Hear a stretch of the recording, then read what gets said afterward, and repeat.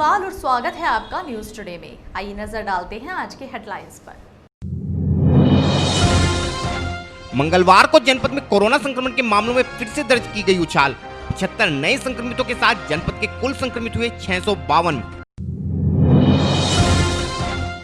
सरकार द्वारा पास किए गए कृषि कानूनों के विरोध में मंगलवार को मुजफ्फरनगर के राजकीय इंटर कॉलेज मैदान में कांग्रेस ने आयोजित की महापंचायत। कोरोना काल व आलू प्याज के दामों में हुई वृद्धि ने बिगाड़ा आम आदमी की रसोई का बजट। पूरे जनपद में पुलिस का अपराधियों के खिलाफ अभियान जारी। 24 घंटे के भीतर हुई 2 मुठभेड़ों में पुलिस ने 2 शातिर बदमाशों को किया गिरफ्तार। मंगलवार को मुजफ्फरनगर में आयोजित एक कार्यक्रम में हिंदू शक्ति दल के राष्ट्रीय महासचिव ने सुनील कुमार राणा को नियुक्त किया संगठन का जिला अध्यक्ष।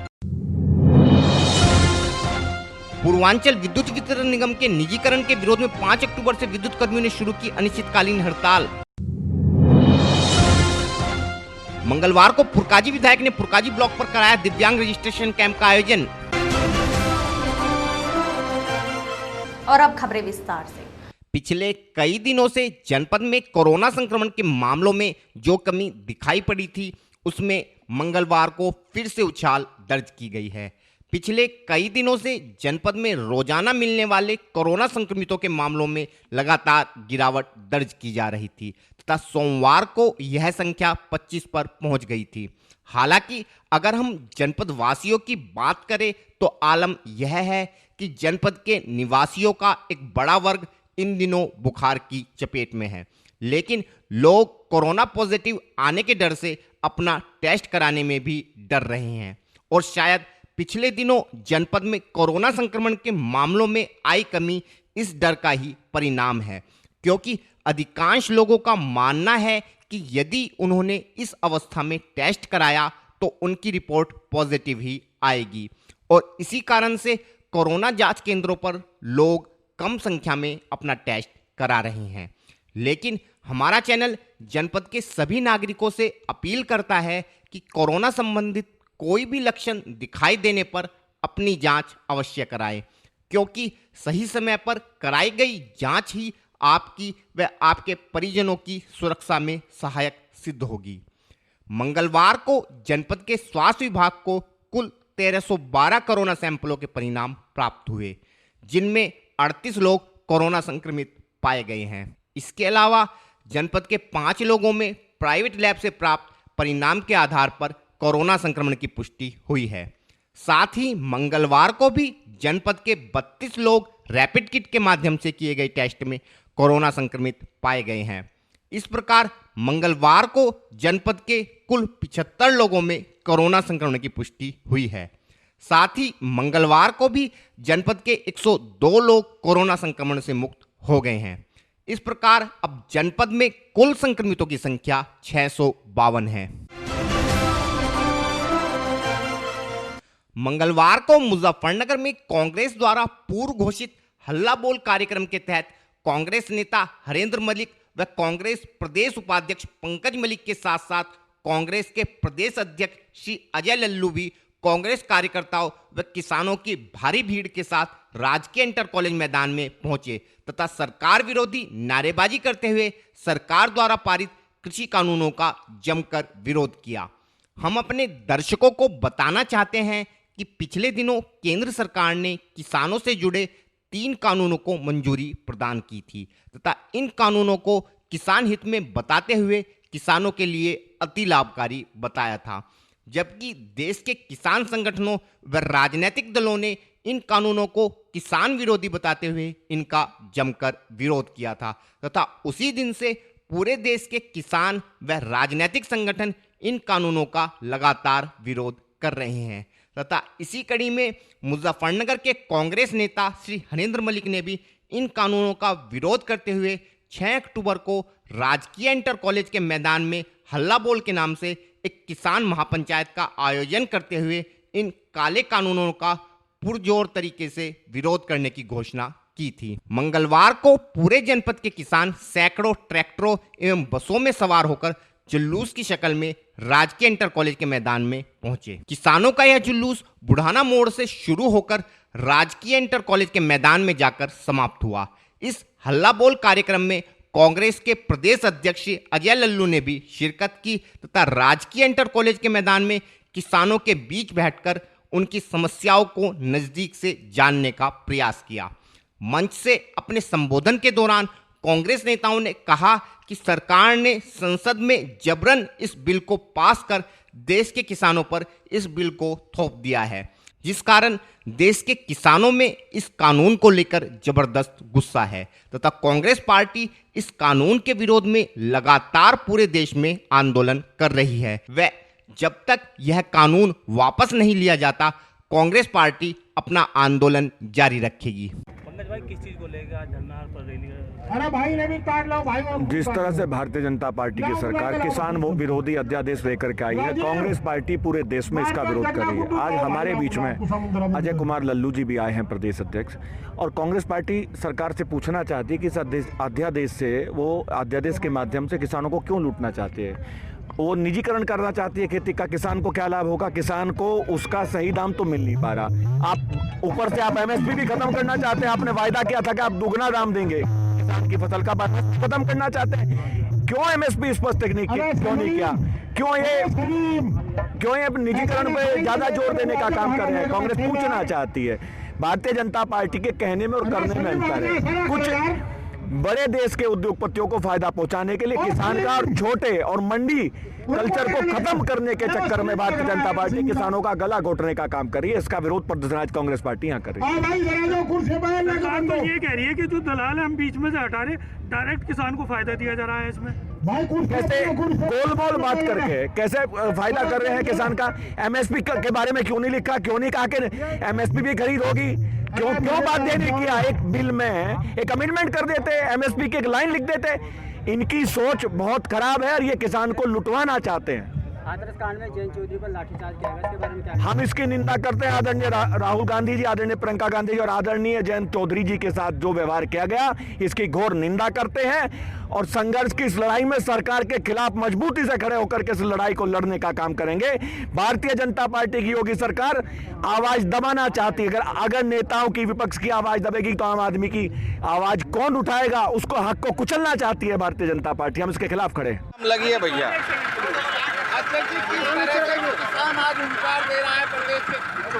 किसानों के साथ ये सरकार धोखा कर रही है, उनकी जमीनों को हड़पने की साजिश कर रही है, जमाखोरी को बढ़ावा दे रही है, एमएसपी को समाप्त करना चाहती है। जिस तरह का विधेयक इस सरकार ने लाने का काम किया है, निश्चित रूप से किसान अपने आप को छला और ठगा समझ रहा है। कांग्रेस पार्टी इसी बिल के विरोध में लगातार देश भर में आदरणीय राहुल गांधी जी के नेतृत्व में आंदोलन कर रही है। जब तक यह सरकार इस कृषि विधेयक को वापस नहीं लेगी, लड़ाई जारी रखेगी। धन्यवाद। ये विरोध मार्च है, सभा है, प्रदर्शन है और निश्चित रूप से इस सरकार को इस बिल को वापस लेना होगा। किसान इस रैली में भाग ले रहे हैं। आज हजारों हजार की संख्या में आदरणीय हरेंद्र मलिक जी, आदरणीय पंकज मलिक जी और हमारे तमाम कांग्रेस पार्टी के सभी कार्यकर्ता यहाँ उपस्थित हैं। हजारों संख्या में किसान उपस्थित हैं। ये इस बात का द्योतक है कि सरकार को इस बिल को वापस लेना होगा। पिछले लगभग 6 माह से पूरे देश में चल रहे कोरोना काल ने जहां लोगों को आर्थिक रूप से तोड़कर रख दिया है, वहीं बरसात के मौसम के दौरान देश के अधिकांश भागों में हुई भारी बारिश के कारण लोगों के खाने में मुख्य रूप से शामिल आलू, प्याज व दालों के मूल्य में भी काफ़ी वृद्धि हुई है, जिससे देश के आम आदमी की रसोई का बजट बिल्कुल गड़बड़ा गया है। तो लोगों को अपने दैनिक भोजन में शामिल आलू व प्याज खरीदने में भी अब अपनी जेबें ज़्यादा ढीली करनी पड़ रही हैं, जिस कारण इस कोरोना काल में आम आदमी दोहरी मार का शिकार हुआ है। इस संबंध में जब हमारी टीम ने नगर की नवीन मंडी स्थल पर जाकर आलू व प्याज के थोक व्यापारियों के साथ साथ कुछ गृहिणियों से भी बात की, तो उन्होंने अपनी व्यथा कुछ इस प्रकार बताई। विकास विकास जी, इस समय हम एशिया की सबसे बड़ी गुड़ मंडी में बैठे हैं, जहां आलू के आपका थोक का व्यापार है। निरंतर आलू के दामों में वृद्धि हो रही है, गरीब की रसोई से आलू छीनता जा रहा है, क्या कारण है? आलू की कमी की वजह से, और ये जो गर्मी में आलू का बीज लगाया था किसानों ने, ये काफ़ी 25 से 30% खराब हो गया है, जिसकी वजह से अभी फसल भी लेट हो गई है। तो जो गर्मी हो रही थी इसकी वजह से फसल लेट है, और आलू पहले ही कम था। इस साल जो आलू का कोल्ड स्टोरेज में भंडारण हुआ था वो 60% हुआ था, तो जिसकी वजह से तेजी तो आनी लाजमी थी, तो उस वजह से तेजी है। कहीं ऐसा तो कारण नहीं जो होलसेल व्यापारी हैं उन्होंने स्टॉक लगा दिया हो? नहीं, इसमें होलसेल इस साल आलू ही ज़्यादा किसानों के पास है। होलसेल जो भी जितने भी व्यापारी थे उनके पास आलू कम है मात्रा में, किसानों के पास ज़्यादा आलू था इस बार, क्योंकि आलू इस साल बहुत कम जो है। पहले आलू खराब, बारिश की वजह से आलू काफ़ी खराब हुआ, और आलू जो भंडारण हुआ वो भी तेजी में था। उस टाइम भी आलू का भाव तेज था, तो ये जो तेजी थी वो पहले ही दिखाई दे रही थी। तो इस वजह से जो आलू का जो तेजी है, ये तो लॉकडाउन की वजह से थोड़ा सा जो होटल और ये आपके सब चीज़ बंद थी, इस वजह से थोड़ा इसमें तेजी कम आई, नहीं तो नहीं था आलू और महंगा बिकता। अच्छा, अगर भाव की बात करें तो पहले कितने रुपए किलो था और कितने दामों में बढ़ोतरी हुई है? नहीं, ये तो लगातार फिलहाल पिछले 3-4 महीने से लगातार इसी रेट में लगातार चल रहा है। ये मानिए आप कि लेके 22-23 रुपये से 25 रुपये 26 रुपये किलो तक आलू जो है लगातार पिछले 3-4 महीने से बिक रहा है। आपका नाम? देविका शर्मा। देविका जी, आप रसोई में खड़ी हैं, इस समय आलू प्याज की स्थिति को लेकर आप बहुत चिंतित हैं, क्या कहना चाहेंगी आलू प्याज को लेकर? भैया, आलू पहले से कितना महंगा हो गया है। वैसे भी आलू तो सब सब्जियों का राजा है, तो बहुत ज़्यादा ज़रूरत होती है आलू की। तो अब देखो कितने रेट बढ़ गए हैं, तो ऐसा लग रहा है जैसे रसोई से गायब ही हो गया आलू। प्याज की भी इतनी ज़्यादा महंगा हो रहा है। पहले की अपेक्षा अब कितनी महंगाई बढ़ी है? पहले की अपेक्षा तो बहुत ज़्यादा हो गया है महंगा। पहले तो हम मतलब जितना हमें पैसे मिलते थे रसोई के खर्च के लिए, तो उसमें से काफ़ी बचा भी लेते थे। अब तो अपनी जेब से भी डाल के पूरा नहीं होता। तो क्या लग रहा है आने वाले समय में और महंगाई बढ़ेगी? बस आने वाले समय में तो शायद खाना ही मुश्किल हो जाएगा। आलू प्याज तो अब सलाद वलाद में तो चली गई, वो तो सब लोग खा ही नहीं पाते। अच्छा संजय जी, आपका दाल का होलसेल का व्यापार है, पिछले की अपेक्षा निरंतर दालों के दामों में वृद्धि हो रही, क्या कारण है और कितनी वृद्धि हुई है? चने की दाल 6-7 रुपए किलो बढ़ गई, उड़द की दाल 7-8 रुपए किलो बढ़ गई, अरहर की दाल 4-5 रुपए किलो बढ़ गई, और सभी दालों में लगभग 5-7 रुपए किलो है। अच्छा, ऐसा क्या कारण है कि निरंतर वृद्धि होती जा रही है दामों में? गवर्नमेंट ही जो इनके कच्चे मालों का नियंत्रण रेट मूल्य बढ़ा रही है, तो इसलिए बाजार में उस बात का बहुत फर्क है। भाई, ऐसा तो नहीं है कि भंडारण किए जा रहे हैं? किसी के पास स्टॉक नहीं है, मिल वाला भी खा लिया है और दुकानदार भी खा लिया है। किसी पे इतने पैसे नहीं लोगों पे तो कोई स्टॉक करने। लॉकडाउन में सबको मार दिया, 5 स्टॉक रखा किसी पे।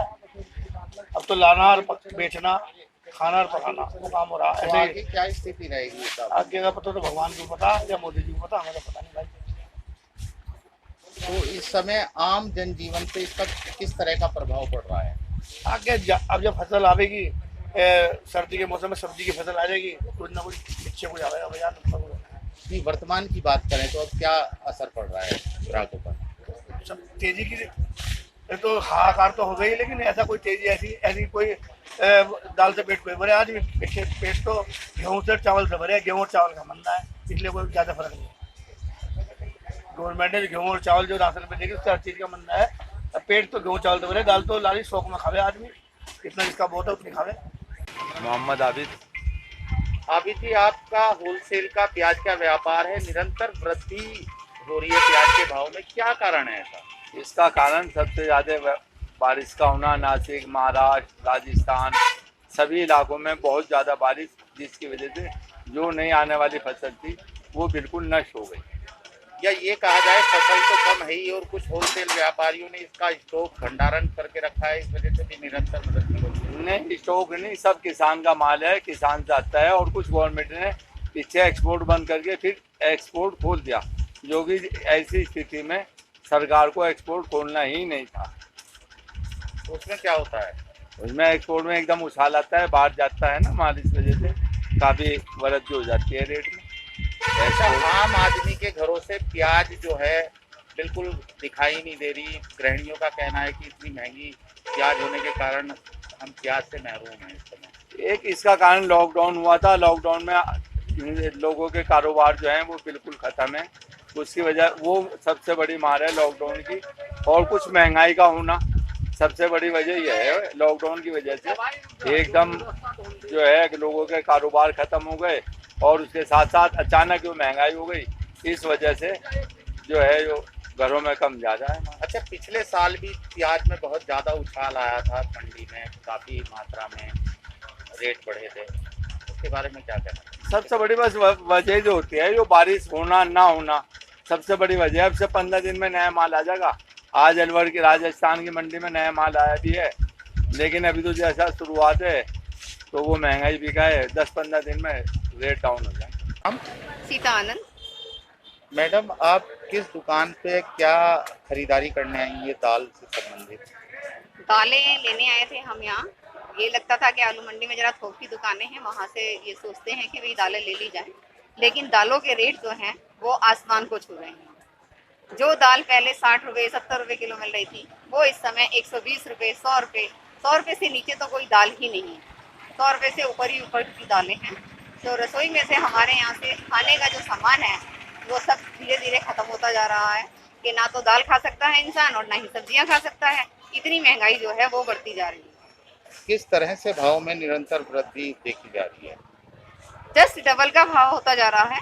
पहले जो दालें 50 रुपये 60 रुपये 40 रुपये तक की दालें थी, वो इस समय दाल जो है 100 रुपये 110 रुपये 120 रुपये तक के भाव में इतना ज़्यादा फर्क आता जा रहा है। अच्छा, दूसरी ओर लॉकडाउन की बात करें तो क्या कारण मान रही हैं आप कि इतनी महंगाई निरंतर बढ़ रही है? उसका मुख्य कारण क्या है? उसका मुख्य कारण मेन यही कह सकते हैं कि एक तो ट्रांसपोर्ट महंगा कर दिया गया है, जो मेनली है कि भाई ट्रांसपोर्ट की वजह से जो है ये चीज़ें महंगी होती जा रही हैं। मसालों पर भी बहुत फर्क पड़ता जा रहा है। दालें मसाले सब्जियां सभी चीज़ें महंगी हो गई। आम आदमी को खाना जो है वो बहुत मुश्किल हो गया है कि वो रोटी ही नहीं खा पा रहा है। अच्छा, महिलाओं का कुछ का कहना यह है कि हम रोजाना की बचत करते थे वो भी हमारे पैसे रसोई में ही निकल जाते हैं। हाँ, अब वो बचत नहीं हो पाती है, क्योंकि पहले जो चीज़ें थी उससे जस्ट डबल रेट में आ रही हैं। तो घर पे जो मिलता है कि हाँ भाई इतना खर्च करने के लिए ले लीजिए, और जब बाजार में जाते हैं तो उसमें ज़्यादा लग जाता है। तो जो हम बचत करते थे वो भी हम उसमें लगा देते हैं। प्रदेश में बिगड़ती हुई कानून व्यवस्था को लेकर जहां आए दिन राजनीतिक संगठन धरने प्रदर्शन कर रहे हैं, वहीं जनपद मुजफ्फरनगर पुलिस जिले में अपराध नियंत्रण हेतु लगातार बदमाशों को सलाखों के पीछे भेजने में लगी है तथा आए दिन जनपद के विभिन्न क्षेत्रों में होने वाली मुठभेड़ में बदमाशों पर कहर बरपा रही है।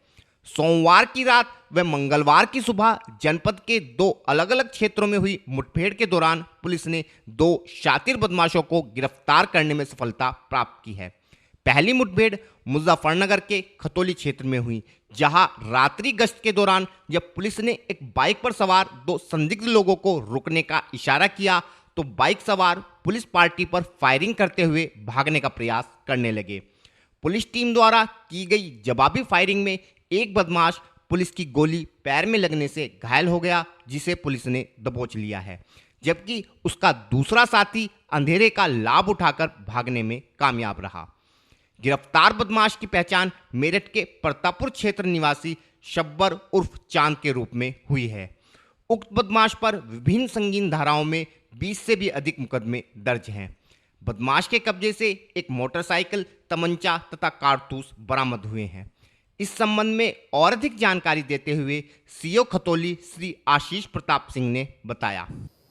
रात्रि गश्त की जा रही थी खतौली थाना क्षेत्र में, तो एक अपराधी है जो भागा और उसके पीछा किया गया तो उसने फायर किया। उसके बाद उसी सेफ्टी के लिए फायर में उसके बुलेट लगी है पैर में। उसका नाम उसने पूछने पर चांद बताया, शब्बर है, ये प्रतापुर मेरठ का रहने वाला है। इस पर लगभग अन्य तरीके के मुकदमे हैं जो जानकारी की जा रही है। लगभग 20 मुकदमे इसने बताए, जिसमें गैंगस्टर, लूट, चोरी व अन्य मुकदमे हैं। ये इससे पता किया जा रहा है कि ये कहाँ से वांछित था मुख्यतः इसने बताया कि गाजियाबाद, गौतम बुद्ध नगर और अन्य स्थानों पर इसने अपराध कारित किए हैं। इसके पास से एक CMP, 2 लाइव कार्टेज और 2 वैसे खोखा कारतूस बरामद हुए हैं। इसके पास से एक मोटरसाइकिल बरामद हुई है। इसका एक साथी था जो फरार हो गया। अंधेरे का फ़ायदा उठाकर उसके बारे में खोजबीन की जा रही है कि कौन व्यक्ति था। इसके अलावा ये भी कोशिश की जा रही है कि इसके पास कहाँ से CMP आया और ये कहाँ पर लूट करने के इरादे से जा रहा था। सर कितने मुकदमे होंगे? लगभग 20 मुकदमे हैं। सर कोई इनाम भी है? इस पर कोई इनाम नहीं है, लेकिन ये जानकारी की जा रही है कि कहीं से वांछित है अथवा ये इनामी है। अन्य जानकारी होने पर अन्य डिस्ट्रिक्ट से इसकी जानकारी दी जाएगी। दूसरी मुठभेड़ मंगलवार की सुबह बुढ़ाना क्षेत्र में हुई। इस मुठभेड़ में पुलिस ने 15,000 के इनामी एक सातिर गोकश को गिरफ्तार करने में सफलता प्राप्त की है। विगत 2 अक्टूबर को भी बुढ़ाना पुलिस ने मुठभेड़ के दौरान एक गोकश को गिरफ्तार किया था, जबकि उसका एक साथी भागने में कामयाब रहा था।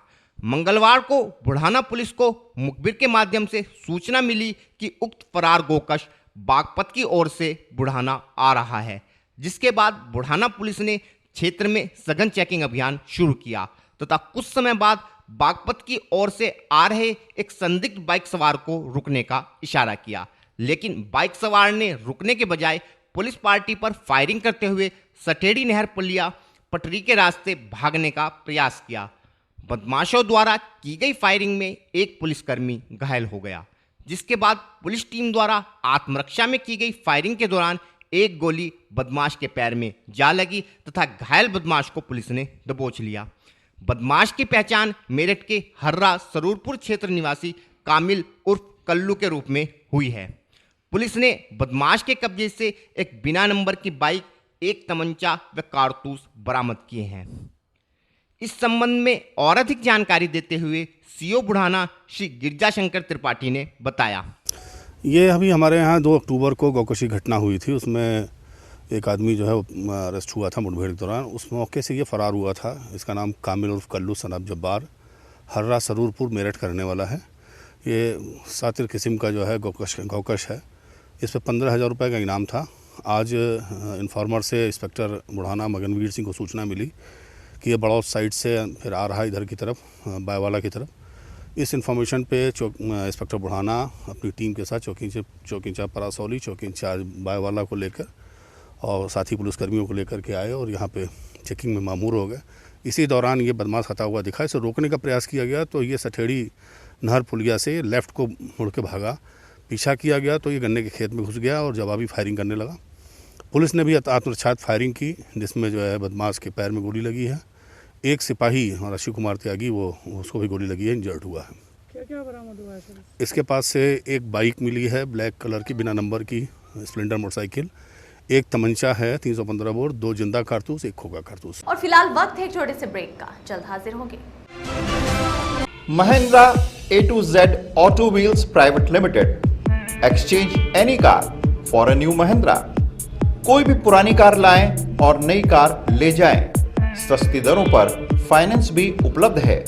हमारा पता है 6 किलोमीटर स्टोन निकट hotel Solitaire Inn, Meerut road, Muzaffarnagar. Phone 8392954005, 8392954021 और 8392954018। हमारी शाखा है Kairana road, Shamli. Mobile 8392954051, extension 1546, near पशुपेट, Delhi Saharanpur highway, Baraud, Baghpat. Phone 9639004811, extension 2122।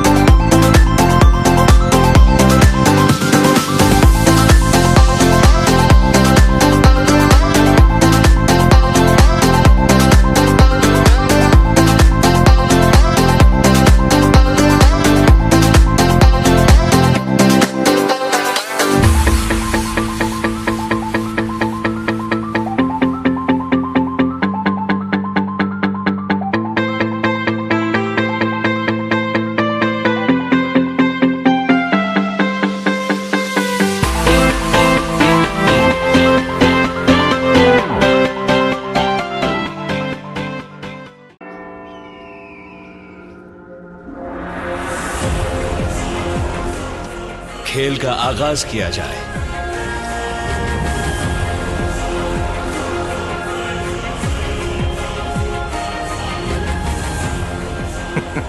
सोच समझकर चाल चलना युवराज। सोच लिया है, समझ तुम्हें थोड़ी देर में आ जाएगी। काले घोड़े से ऊंट को मात दी जाए।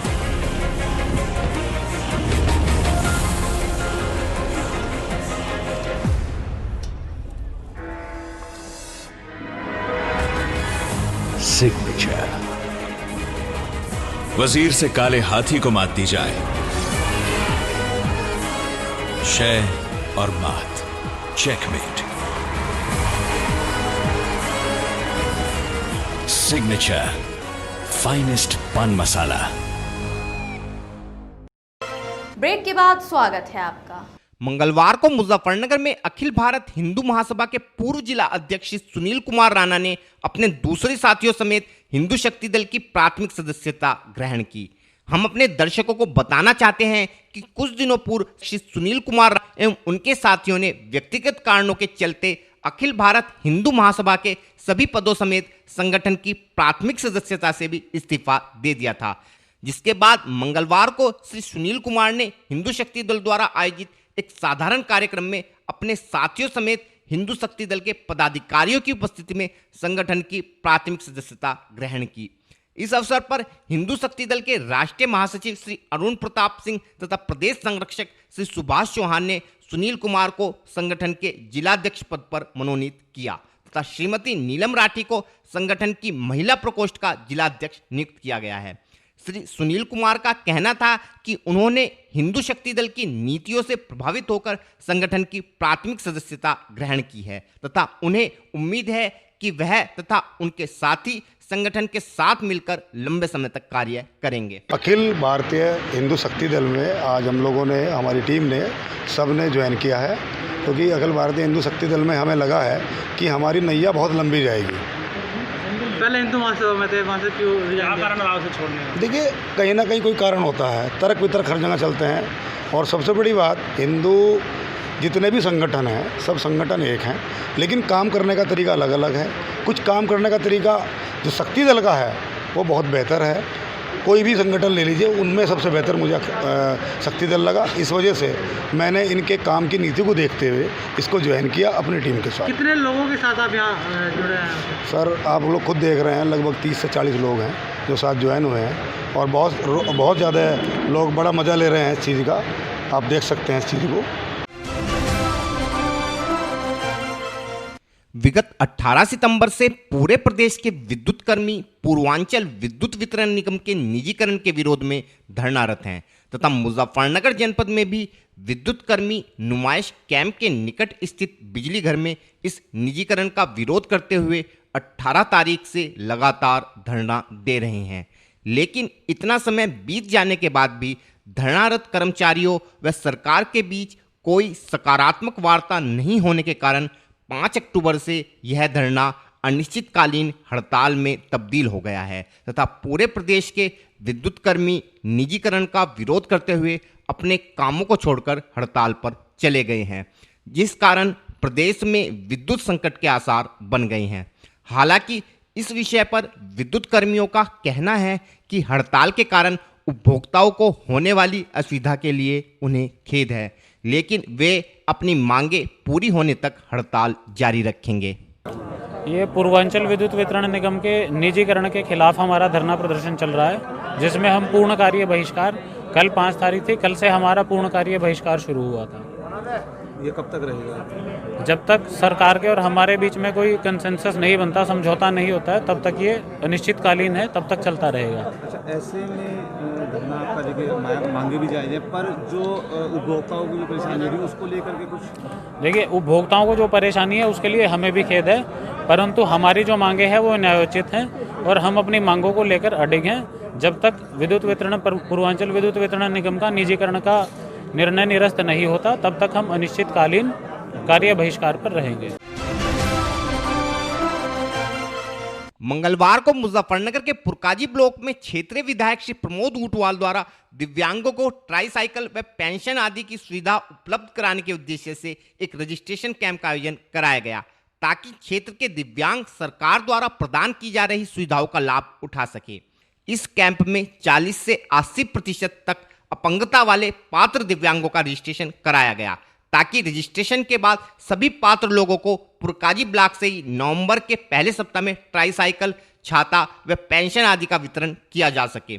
जबकि इससे पहले इस कार्य हेतु क्षेत्र के लोगों को मुजफ्फरनगर शहर आना पड़ता था, लेकिन क्षेत्रीय विधायक के प्रयासों से इस बार डॉक्टरों की टीम ने पुरकाजी ब्लॉक में पहुंचकर सभी पात्र लोगों का रजिस्ट्रेशन किया है। इस संबंध में और अधिक जानकारी देते हुए श्री प्रमोद ऊंटवाल ने बताया। ब्लॉक पुरकाजी में जो हमारे पुरकाजी विधानसभा में 2 ब्लॉक पड़ते हैं, जितने बेचारे विकलांग हैं जिनको ट्राईसाइकिल, पेंशन, शादी का अनुदान की आवश्यकता है, ये शहर में ज़्यादातर लगा देते हैं। मैंने आज इनको परसों निर्देशित किया था कि पुरकाजी ब्लॉक में एक कैंप लगाइए, डॉक्टर को लेके चलिए। आज यहाँ पर डॉक्टर की टीम, विकलांग के जो अधिकारी वीडियो, आज यहाँ पर रजिस्ट्रेशन कराया जा रहा है। जितने परसेंट में 40% तक के लोगों को जो विकलांग हैं उनको सरकार की तरफ से सहायता, जैसे व्हील साइकिल है, अपना वो छतरी है, छाता, पेंशन है, किसी चीज़ की जिसको हेड कैप है, जिनको जिसकी जो आवश्यकता है उसके लिए यहाँ रजिस्ट्रेशन हो रहा है। इस रजिस्ट्रेशन होने के बाद अभी मैंने जो रजिस्ट्रेशन कराए हैं, अब तक 18 रजिस्ट्रेशन हो गए हैं। जो 40% से 80% तक हैं, वे सब उस अनुदान जो सरकार की तरफ से अनुदान है उसके लायक है। मैंने अधिकारी को निर्देशित किया है कि ये कब तक आपके जो सामान बटेगा वो ब्लॉक में ही अपने उनका जी ब्लॉक में बटेगा। और फिलहाल वक्त है आपसे विदा लेने का, लेकिन उससे पहले नजरें हेडलाइंस पर। मंगलवार को जनपद में कोरोना संक्रमण के मामलों में फिर से दर्ज की गई उछाल। 75 नए संक्रमितों के साथ जनपद के कुल संक्रमित हुए 652। सरकार द्वारा पास किए गए कृषि कानूनों के विरोध में मंगलवार को मुजफ्फरनगर के राजकीय इंटर कॉलेज मैदान में कांग्रेस ने आयोजित की महापंचायत। कोरोना काल व आलू प्याज के दामों में हुई वृद्धि ने बिगाड़ा आम आदमी की रसोई का बजट। पूरे जनपद में पुलिस का अपराधियों के खिलाफ अभियान जारी। 24 घंटे के भीतर हुई 2 मुठभेड़ों में पुलिस ने 2 शातिर बदमाशों को किया गिरफ्तार। मंगलवार को मुजफ्फरनगर में आयोजित एक कार्यक्रम में हिंदू शक्ति दल के राष्ट्रीय महासचिव ने सुनील कुमार राणा को नियुक्त किया संगठन का जिला अध्यक्ष। पूर्वांचल विद्युत वितरण निगम के निजीकरण के विरोध में 5 अक्टूबर से विद्युत कर्मियों ने शुरू की अनिश्चितकालीन हड़ताल। मंगलवार को पुरकाजी विधायक ने पुरकाजी ब्लॉक पर कराया दिव्यांग रजिस्ट्रेशन कैंप का आयोजन। न्यूज टुडे में आज के लिए इतना ही। कल फिर हाजिर होंगे, तब तक के लिए नमस्कार।